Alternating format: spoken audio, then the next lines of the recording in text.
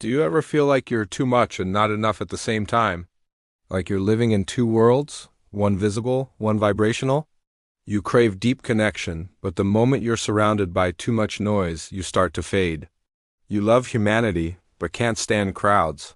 You want to be known, but only by someone who can truly see you. If that feels like your daily existence, you might be an INFJ, the world's rarest personality type.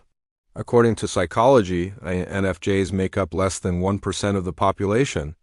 That's not a badge of superiority. It's a map to understanding why you've always felt like an alien trying to love a planet that doesn't speak your language.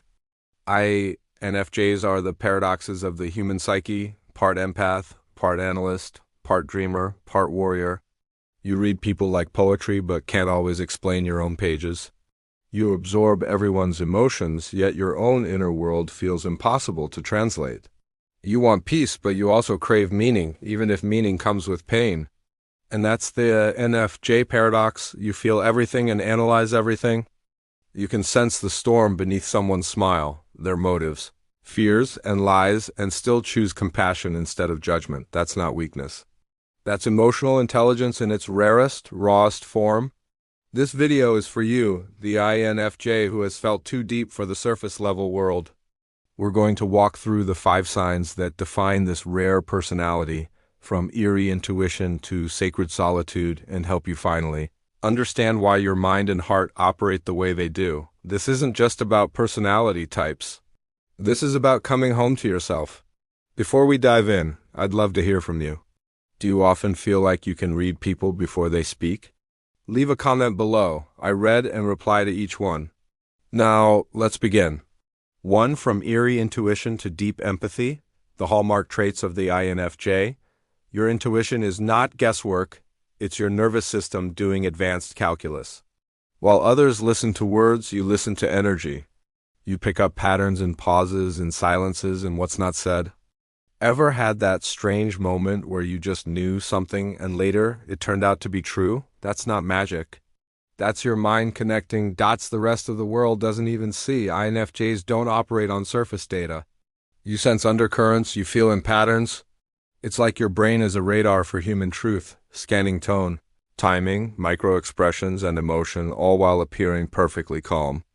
And then there's your empathy, the second half of your genius. You don't just understand emotion, you embody it. When someone's in pain, you feel it in your chest like it's your own. When someone lies, you feel the static. When someone's authentic, you relax instantly. But here's the catch. This combination of empathy and intuition makes you both a healer and a lightning rod.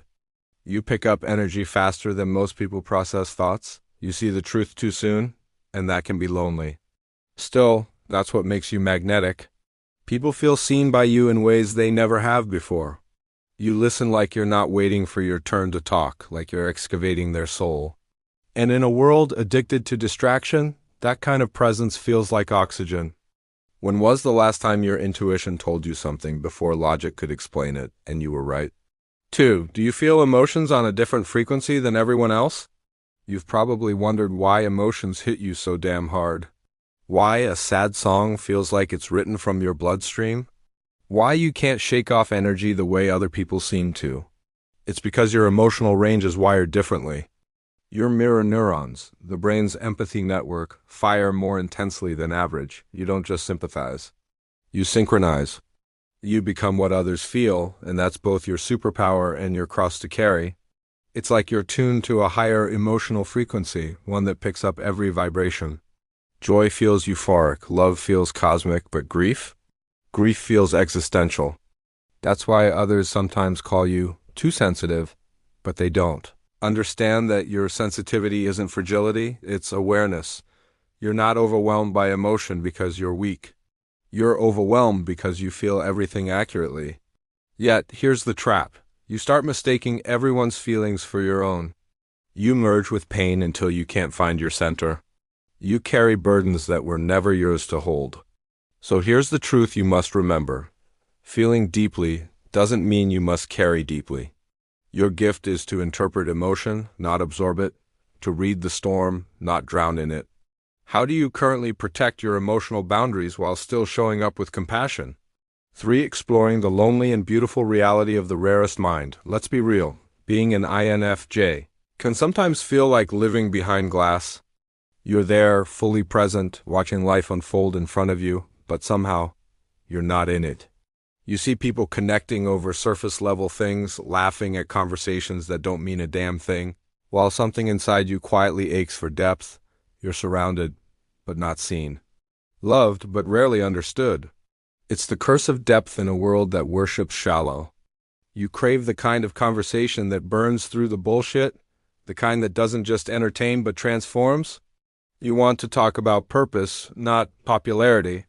The soul, not the weather. You want to sit in silence with someone and feel safe enough not to fill it, but most people, they stay allergic to silence. Because silence demands honesty, and honesty is a language you speak fluently, but few people want to learn. So you end up carrying an entire world inside your head, visions, emotions, ideas, insights, all quietly orbiting inside you like galaxies no one else has the telescope to see. And that's why solitude doesn't scare you. It restores you.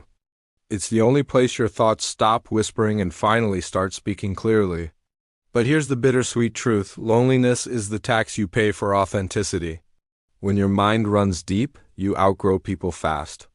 You start noticing things, the mismatch between their words and energy, the truths hiding under their smiles, the pain they don't even know they're carrying. And once you see truth, you can't unsee it. That's both your gift and your grief. Sometimes your own mind turns against you. That inner critic, the one that whispers you're too much, too sensitive, too intense, starts to echo louder in your solitude. And that's when the loneliness morphs into something darker, self-doubt. You begin to question your worth, your belonging, your place in a world that often rewards noise over nuance. But that inner voice, that harsh, unrelenting critic that keeps replaying your insecurities like a broken record, it's not the truth. It's just the echo of old programming, fear dressed up as logic. And that's exactly why I wrote my book. Get out of your head, because every infj I've ever met, myself included, has faced this internal battle. We feel so much, we think so deeply, and sometimes our empathy turns inward and starts to devour us. My book takes you on a journey to quiet that inner critic, that nagging voice that drags you down, holds you back, and convinces you that your depth is a problem to fix instead of a gift to nurture. Get your copy now. It is available on Amazon in paperback, Kindle, and audiobook. The link is in the description below. You'll learn how to recognize and disarm your inner critic before it hijacks your peace, overcome fear and self-limiting beliefs, cultivate positive lifestyle habits that ground your sensitive nervous system, use meditation and self-reflection as tools to build emotional resilience, move forward into a more empowered, authentic version of yourself. Because my infj friend, you don't need to escape your mind. You just need to befriend it. You're not broken for needing solitude. You're not weak for craving depth. And you're not alone in your loneliness. Solitude isn't a punishment, it's preparation. It's where you refine your vision. It's where you rediscover your voice beneath the noise. It's where you remember that the only approval you ever needed was your own. The world may never fully understand you, but that doesn't mean you're unworthy of being understood. Your people are out there, the ones who won't just hear you, but feel you. Until then, take your solitude as sacred space, the forge where your spirit becomes unbreakable. How has solitude shaped your relationship with your own inner voice, and what's one way you can start turning that inner critic into an ally instead of an enemy? 4. Why you crave connection but desperately need solitude. INFJs are walking paradoxes when it comes to relationships. You crave intimacy, but not the kind that drains you. You want closeness, but only with depth. You love connection, but you also require solitude to survive. That's because every social interaction costs you energy. Your brain doesn't just process words, it decodes motives, emotions, and microshifts in tone all at once. That's a lot of mental bandwidth. So while others recharge by going out, you recharge by going in, by unplugging, by closing your eyes and breathing back your own energy. But don't mistake that need for solitude as detachment. Your withdrawal is not rejection, it's recalibration. You're resetting your frequency after carrying too many others. This is how you protect your empathy without extinguishing it. You retreat not to escape life, but to return to it more centered. When was the last time you allowed yourself to disconnect fully, without guilt, and how did it change your energy? 5. How to tell if you're an INFJ and not just an introvert. You're not just quiet, you're complex. You don't retreat because you dislike people. You retreat because most people skim the surface of life like stones skipping water, while you're busy diving to the bottom of the ocean. For you, shallow conversation feels like starvation. You don't crave company, you crave connection. It's not that you can't socialize. It's that the noise of the world drains you faster than silence can restore you. You're not antisocial.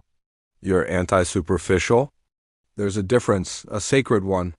You'd rather spend hours unpacking the meaning of existence, the psychology of love, or the secret architecture of the universe than waste 5 minutes gossiping about who said what at work.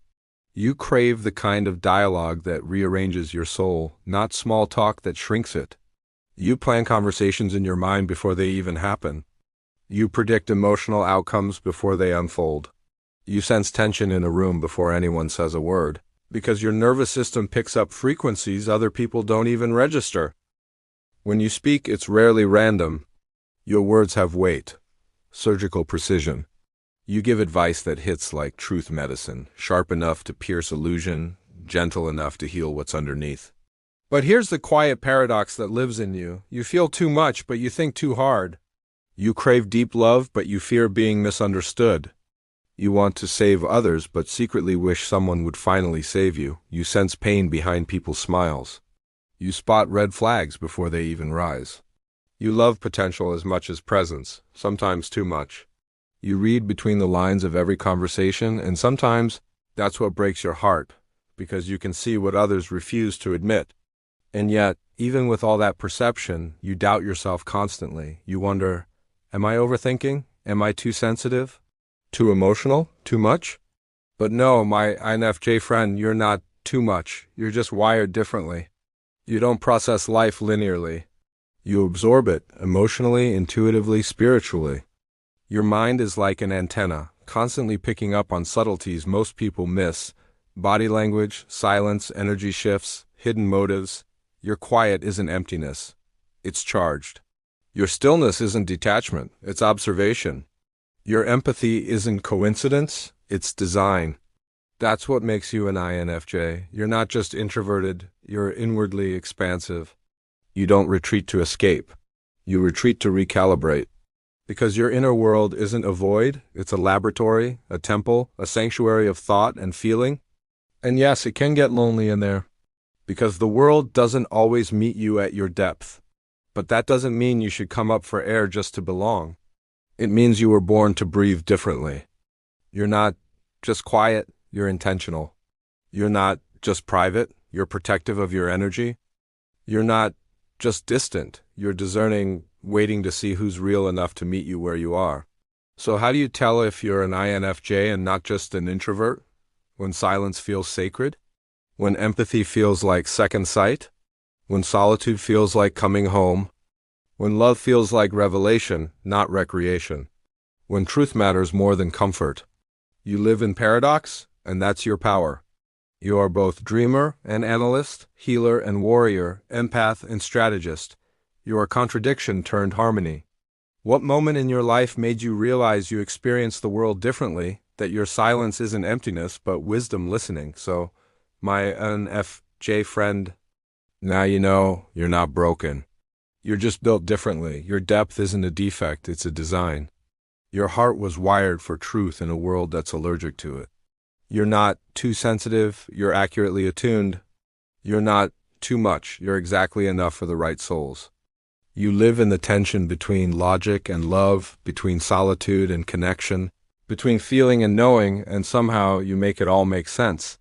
You see the world through stained glass, every color, every contradiction, and while others rush to label what they don't understand, you stand quietly, decoding the chaos into meaning. That's your genius, not just empathy, not just intuition, but the courage to feel deeply in a world that numbs itself. So take care of that sensitivity, guard your solitude. Trust your inner knowing, because your mind isn't just rare, it's sacred. I'd love to hear your story. When did you first realize that you might be an INFJ? Drop your experience in the comments. I read and reply to everyone. And if this message resonated, share it with someone who's still trying to understand their depth. Because this world doesn't need fewer deep thinkers, it needs more people who feel as deeply as you do. Your sensitivity is not your curse. It's your compass. Your empathy is not weakness. It's your strength in disguise, and your paradox. That's your poetry.